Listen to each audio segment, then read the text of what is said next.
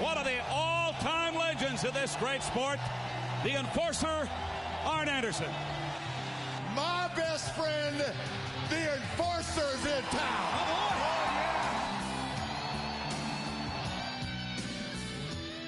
A lot of wrestling fans say that Gene Anderson is the toughest of all the Andersons, but most people are saying it's that man right there in the ring, the young one, the strong one, the enforcer. Arn Anderson is an animal. I would have never dreamed in 1,000 lifetimes that normal people were able to become a wrestling star. If you would just be honest, work hard, be true to yourself, be true to your friends, the American dream can come true for you. A wonderful ride.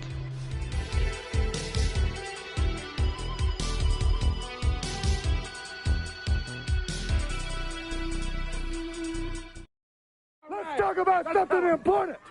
Where did I grow up? It's a little bitty town in northwest Georgia, Rome, Georgia. Really not known for very much at all. Arn Anderson, but this is a new introduction for Arn as the new World Television Champion, Arn Anderson. Thank you, Bob. You know, Bob, since the beginning of time, any champion in any sport, if he was a true champion, had to overcome adversity. Arn Anderson was born Marty Lunde on September the 20th of 1958. I never met my father. My mother was married and divorced 5 times by the time I was 17 years old. I never had really much of a relationship with my mother as a result of that. I think she was too young when she had me, and she was searching for something that I don't think she ever found. Arn would ultimately be raised by his mother's parents. If there's a heaven, my grandmother's there. The lady was a saint. She was the ultimate mother/homemaker. She was just a good woman, and of everybody that I've ever loved, with the exception of my children, that lady was the love of my life. My grandfather was a barber, and he always told me, he said, son, you know, this home isn't much, but it's paid for, and they can never take that away from us. The first time I watched Georgia Championship Wrestling, I was hooked. Were you a wrestling fan growing up? Oh, yeah. Okay. The biggest. God, you know, I was the kid at 8, 9 years old, would put on a ski mask, put a shoelace down in my underwear, call one of my buddies down, he'd come in the front door, I'd jump off the couch and strangle him to death. The worst. I was the worst. It's all I ever wanted to do from day one. And he would jump on me, and we'd start wrestling. Bob Moss, best friend I had growing up. That was the gang, the little neighborhood gang. Well, really, my mom and dad were really his mom and dad. I mean, I consider him a brother. He stayed many a night, you know. He spent an awful lot of time at our house. He always called us his second mom and dad, you know. And he always said Bob was his brother. When we were young, he went to another elementary school. He went to South Rome Elementary School.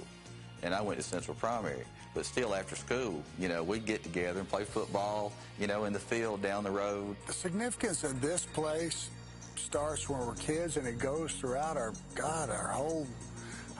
whole young adult lives, right? It looks pretty much the same, which is shocking. It was my first feeling playing in front of that band and that crowd, of that roar of the crowd. Whew, I got hooked. God, and it all kind of started here. I would live, breathe. Saturday night, 6 to 8, everybody was taking off on dates. Well, me too, but they didn't start till after 8 o'clock. Georgia Championship went off at 8. 8:05, the party began. He would go out and usually end up on Friday or Saturday night getting in a fight, you know, and sometimes going to jail. One time when he had gotten into trouble, I went down to his house the next morning and talked to him. And he said, I'm going to show these people in this town that I'm going to make something of myself. And I really knew he meant it. And that's when I decided I better get out of this town because reputation follows you. And there was no dodging it. So, thank God, all the stars came into alignment, and shortly thereafter, met Ted Allen, hit the road wrestling. Almost that exact same parking place is where my car was parked there. They had wrestling that night on a Thursday night, and as we were going to get in our car, one of the wrestlers pulled in right beside us, Ted Allen. I asked that same question that I've been asked 3,000 times. Say, how do you get into that? And we started talking. It turned out he was a good guy. And he said, well, I'll tell you what, if you got anything to back up your look and you got $500, I'll train you. And it was a guy that broke me in, but it started right there, and it all looks the same. Talking about humble beginnings, that's about as humble as it gets. Now, Werner Rosso, as I said, a powerlifting champion out of Rome, Georgia, is a football player, also amateur wrestler. He's turned into the pro ranks. He's got all of the power, the height, and we'll find out how many skills involved here very, very shortly. He's facing, in the red trunks, Paul Jones, a man who holds a great international reputation. I actually started Georgia Championship Wrestling. In the red corner at 250 pounds from Rome, Georgia, Marty Lunde. I went down, I wrestled some TV matches, and I happened to wrestle Bob Armstrong and Brad. You can beat someone up. You don't have to prove it to nobody. And here I've been sitting back and being Mr. Nice Guy, and Armstrong's coming on strong. But we'll just see how strong they do come on, won't we, Mr. Solder? Brad Armstrong caught that time, and that elbow dropped him to the canvas. He gets over, makes the tag with Bob Armstrong. And Bob Armstrong moves in, catches Vanderoso and has him back to the canvas once again. Me and Arn were roommates for about a year and a half before Head. Buffalo Head. Was he with Buffalo Head? No, Arn was. Arn was. Okay, because Arn was always talking Buffalo Head, you know. Because I'd be driving the orange van and have all the heels packed in there. And he would say all the time, my God, man, we got $8 left and we get paid tonight. And so, in other words, if we had any money left by the end of the week before the next paycheck, it was like a huge victory because we lived like rock stars. My God, man, it was unreal. We thought we were rock stars anyway. So you guys lived together? Me and Arn did for about a year and a half, yeah. We actually got a super chat question here for you. It said, how hard did your dad laugh while telling you the story of a young Marty Lunde hair-raising debut against him? I saw that. I actually saw that happen. Yes, he took Marty Lunde took a karate chop from my dad, and my dad went to hold his hair and chop him. And back then, Arn was really self-conscious about his hair, and he had a toupee. And the toupee came flying off. And that's the hair-raising debut then. Yes, I think Charlie Platt was the announcer, either him or Rick Stewart, but one of them even said, boy, Bob's really scalping them today here on Southeastern Wrestling. Arn came back. He was rookie at the time. He came back apologizing. I'm so sorry. And my dad said, well, are you okay? He was more embarrassed than anything, bless his heart. But Bob saw something in me and maybe potential or diamond in the rough or whatever. Bob went back to Pensacola, where he became part of the booking committee and booking office down there, talent relations. Called me and asked me if I'd like to come down. So I went down and worked about 3 weeks for Southeastern Championship Wrestling. When that little stint was over, he said, listen, Bill Watts is over in Louisiana. I think he would like a guy like you. What do you think? I said, Bob, this is what I want to do. 5.5 months, I worked for him, strictly first match, all the way, just learning, didn't know anything. For Bob Armstrong, who was one of my heroes, to take an interest in me was flabbergasting. Ric Flair was one of the guys that was most influential in getting my career really going. But gentlemen, when you insult myself, you insult the integrity of Ric Flair, and you insult the integrity of the Four Horsemen, I find no other recourse but to show you why. All these people are coming up to you telling you, yes, they are the dirtiest players in the game, and in a 2 out of 3 fall situation for the belts, all of a sudden the champions are the underdogs. That's exactly what we're going to prove to you. Oh, it's old school! You didn't want it, but you got it. The World Tag Team title's on the line. 2 out of 3 falls. That means you two punks, you gotta dig in. You gotta want it. You gotta taste it. You see, it's real easy to stand there on national TV and insult the enforcer, insult the nature boy, to call out Ole Anderson, to talk down to Ric Flair.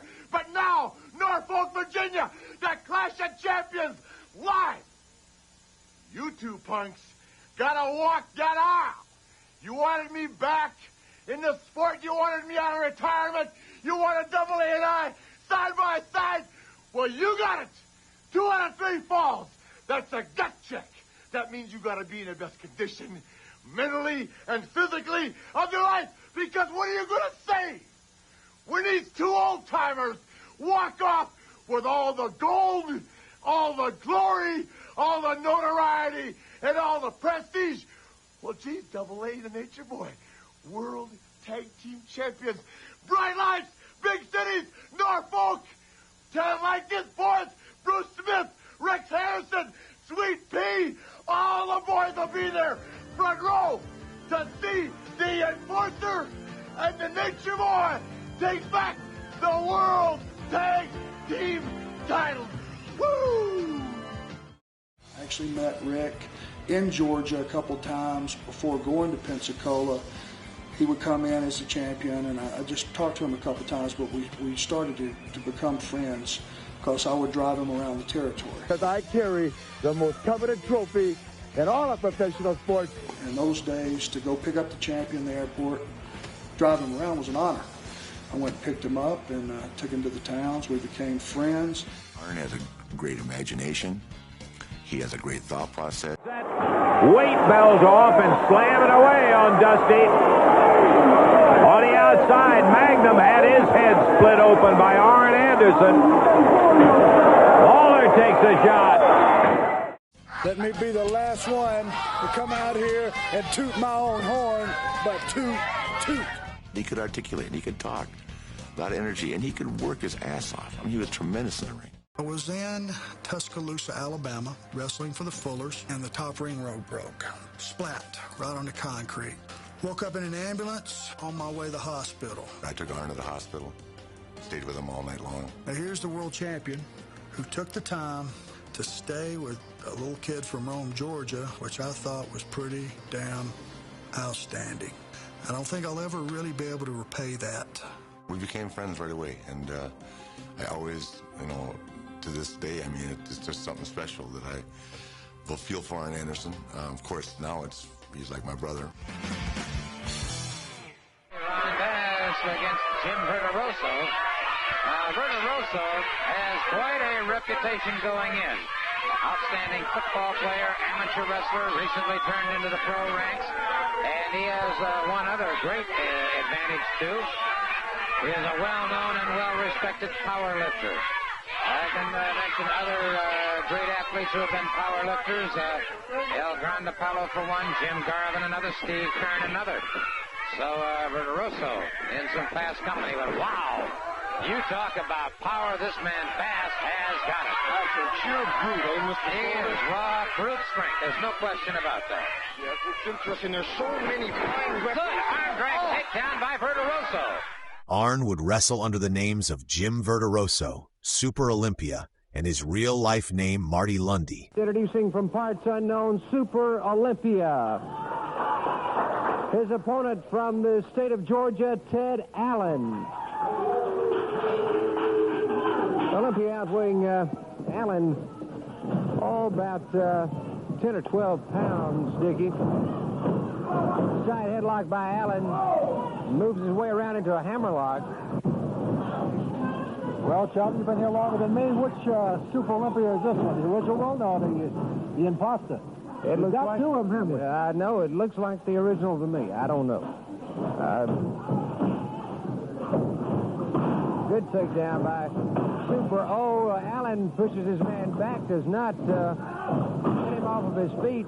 Fireman carry takedown. Until a chance encounter with a wrestling legend would add him to one of wrestling's greatest bloodlines. You got hooked up with Junkyard Dog, I believe, sort of to get into the business, or something? There's a story that goes there. He is none other than Portland, Oregon's own Matt Bourne, tremendous second-generation wrestler. Matt Bourne, who was with Ted DiBiase on top as part of the Rat Pack with himself, Doug, and DiBiase, were Matt Bourne was heading to Atlanta and he needed a partner. We were at TV one day and they were kicking it around. I just happened to be sitting there and, "Dog, what do you think?" He said, "Bill." And that voice of his, "Bill." The boogeyman, the dog, Chief Wahoo McDaniel. You got the saw, which is boogeyman. You got the black pepper, which is the dog. And you got the red pepper, which is Chief Wahoo McDaniel. And I'm going to tell you, can see right here on national television today, when they try to get to the old dog, put knuckle knots all over my noggin, had my head like a baby roof. I'm bad to the bone, bad to the bone. And ready tonight, big boys. Kid looks just like Ole Anderson. That's an Anderson. Send him with him, make him an Anderson. Wrestling. And Andersons do it better than anybody else, and I'd have to include Arn when I say it. Well, I would have to agree with that. No one does it as well as the Anderson. I'll get on the phone. It was Junkyard Dog's idea, and I owe him. God bless him. Rest in peace. He was a good man. He got a hold of Ole. Ole said, "Let me have a look at the kid." That's where he brought me in with Bourne and renamed me from Marty Lunde, as to who I am, to Arn Anderson. Ole gave me the name. There's no doubt about it. This man is Anderson through and through, the way he handles himself in the ring. My father and his father, being brothers, I guess we do look an awful lot alike, and well, this is the first time I've seen him wrestle for a while. Here's your winner, Double A Arn Anderson. You can't mention pro wrestling in Charlotte without mentioning the Anderson brothers. Gene Anderson was the only real Anderson. Lars, at first, was his partner. He was here for he was there for, I should say, for about, must have been a year, maybe a little bit more than a year. But Lard was a good wrestler. And then later on, Ole came in from Minnesota. When I came down here, I was going to be an Anderson. So I says, okay, I'm going to be an Anderson. So I don't mind. I don't want people to know my name anyway. Because once they know what your name is, they're going to call you all damn day long. And Crockett paid me my money. So if it was Ole Anderson or Joe Anderson or who gives a shit?